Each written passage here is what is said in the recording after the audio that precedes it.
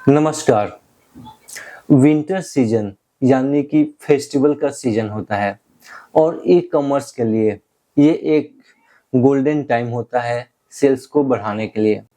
तो अगर आपका ई कॉमर्स स्टोर है और गूगल एड्स के थ्रू आप अपने प्रोडक्ट्स का प्रमोशन करते हैं, सेल्स लाते हैं, तो ये 5 स्ट्रेटजी जो इस वीडियो में मैं शेयर करूंगा उसको फॉलो करिए। अगर आपको अपना ROI means return on ad spend बढ़ाना है तो इन 5 स्ट्रेटजी को मैं स्टार्ट करता हूं। पहला जो स्ट्रेटजी है गूगल एड्स की, वो ये है कि गूगल एड्स के AI पावर को यूज करिए। AI से मतलब है कि गूगल बहुत सारे AI एंड ऑटोमेशन को अपने गूगल एड्स कैंपेन में यूज करता है और परफॉर्मेंस मैक्स कैंपेन इसका सबसे बेस्ट एग्जांपल है, जिसमें बहुत सारा ऑप्शन आपको मिलता है। गूगल का AI इसमें यूज होता है, बहुत सारी चीजें ऑटोमेटेड हो जाती है जिसको आप यूज कर सकते हैं। और अगर आप प्री मैक्स कैंपेन यूज करते हैं तो 2-3 बातों का ध्यान रखना होगा। फेस्टिवल सीजन आने से 1 से 1.5 महीने पहले एटलीस्ट 6 वीक एगो इसको स्टार्ट कर दीजिए, सो दैट कि AI को समझने और सीखने में टाइम लगता है। जो 1 से 1.5 महीने पहले जब इसको आप स्टार्ट करेंगे तो इसके पास बहुत अच्छा डेटा आ जाएगा। इसको पता चल जाएगा कि कौन सा प्रोडक्ट ज्यादा सेल होता है और किस टाइप के कस्टमर, किस टाइप की ऑडियंस आपकी कस्टमर बनती है। तो इतना टाइम देना सफिशिएंट है सो दैट कि जब एक्चुअल सीजन आता है और लोग परचेज करने के लिए रेडी होते हैं, उस समय आपको अच्छा रिजल्ट मिल जाता है।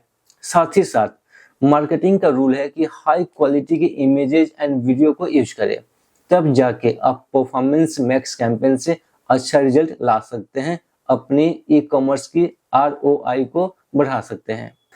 इसमें जो सेकेंड स्ट्रेटजी है, PMAX कैंपेन की ही मैं बात कर रहा हूँ, वो है कि इसमें अपने प्रॉफिट पे ध्यान दें। जो आप एड स्पेंड करते हैं, अगर 100 रुपीज स्पेंड करते हैं तो आपका टारगेट कितना होना चाहिए? 200 रुपीज होना चाहिए, 300 रुपीज होना चाहिए, कितने % आपको प्रॉफिट होना चाहिए, ROI कितना होना चाहिए, उसको आप यूज कर सकते हैं। जैसे कि यहाँ PMAX कैंपेन है तो यहाँ पे आपको बिडिंग स्ट्रेटजी आती है। यहाँ से आप सेट कर सकते हैं कि आपको कितने 100% चाहिए, 300% चाहिए या 500% आपको ROS चाहिए, means return on ad spend. इससे जो गूगल की AI जो PMAX कैंपेन में यूज होता है, उसको इंस्ट्रक्शन मिल जाता है कि आपका जो प्रॉफिट हो इतना % मिलना चाहिए, 3x 4x 5x आपको मिलना चाहिए। तो वो आप डिसाइड कर सकते हैं। बट हाँ, ध्यान रखिए, थोड़ा सा ग्रीडी नहीं होना पड़ेगा। ऐसा नहीं कि आप बोल दीजिए कि 1000% मुझे चाहिए। तो आपका जो टारगेट होना चाहिए वो प्रैक्टिकल होना चाहिए, क्योंकि जब आप यहाँ पे ROS को बढ़ा देते हैं तो फिर टारगेटिंग कम हो जाती है, गूगल लिमिटेड हो जाता है। तो अगर आपको ज्यादा सेल्स करनी है और प्रॉफिट थोड़ा सा कम रखना चाहते हैं तो इस वैल्यू को थोड़ा कम रख सकते हैं, तो आपकी जो ऑडियंस का रीच होगा ना वो ज्यादा होगा। तो ये दूसरा स्ट्रेटजी है। जो थर्ड स्ट्रेटजी है गूगल एड्स की ई कॉमर्स के लिए, वो है सही ऑडियंस को टारगेट करना। ये सबसे ज्यादा इम्पोर्टेंट है। जब आप मार्केटिंग करते हैं, चाहे ऑफलाइन हो या ऑनलाइन हो, अगर सही ऑडियंस को आप अपना एड्स या प्रोडक्ट दिखाते हैं तभी आपको जाके सेल्स आती है। तो सिमिलरली परफॉर्मेंस मैक्स कैंपेन में आपको फेस्टिवल के हिसाब से सही ऑडियंस चूज करना चाहिए। जनरली जो फेस्टिवल होता है तो उसमें आप 2 तरह के ऑडियंस को टारगेट कर सकते हैं। पहला है जो दूसरों के लिए गिफ्ट परचेज करते हैं, जो गिफ्टिंग करते हैं, gift for husband, gift for father, gift for my wife और मदर। तो इस टाइप की जो ऑडियंस होती है ना, उनको टारगेट कर सकते हैं। कुछ लोग होते हैं जो अपने लिए भी गिफ्ट परचेज करते हैं, तो उसके हिसाब से आप ऑडियंस को सिलेक्ट कर सकते हैं। प्लस जब फेस्टिवल नजदीक आ जाता है तो उसमें क्या होता है कि जो डिलीवरी डेट होती है वो कम हो जाती है। तो उस केस में अगर आपका लोकल स्टोर है तो लोकल एड्स भी रन कर सकते हैं कि कस्टमर आपके फिजिकल स्टोर्स में आके भी परचेज कर सकता है, क्योंकि अब टाइम नहीं है कि आप ऑनलाइन उसको डिलीवर कर सकते हैं। तो तो ये आपका थर्ड स्ट्रेटजी है जो आप अपने ई कॉमर्स स्टोर के लिए गूगल एड्स में यूज कर सकते हैं। जो फोर्थ नंबर की स्ट्रेटजी है वो बहुत पॉपुलर है, अर्जेंसी। मैंने दिखाते हैं हम कस्टमर को कि आप अगर कोई सेल्स या ऑफर निकालते हो तो बोलते हो कि 20 अप्रैल 20 अक्टूबर तक ये ऑफर है या फॉर द नेक्स्ट 24 आवर्स आपको 50% डिस्काउंट दे रहे हैं। तो इसमें क्या होता है कि एक अर्जेंसी होती है, कस्टमर को लगता है कि यार ये लिमिटेड टाइम डील है तो जल्दी से परचेज करें। तो ये जरूरी होता है कि आप अर्जेंसी को दिखाएं। और गूगल सर्च एड्स में एक आपको ऑप्शन मिलता है टाइम काउंटर का, जिसमें आप सेट कर सकते हैं कि नेक्स्ट 5 डेज में आपका ऑफर जो है सेल्स हो एंड हो जाएगा।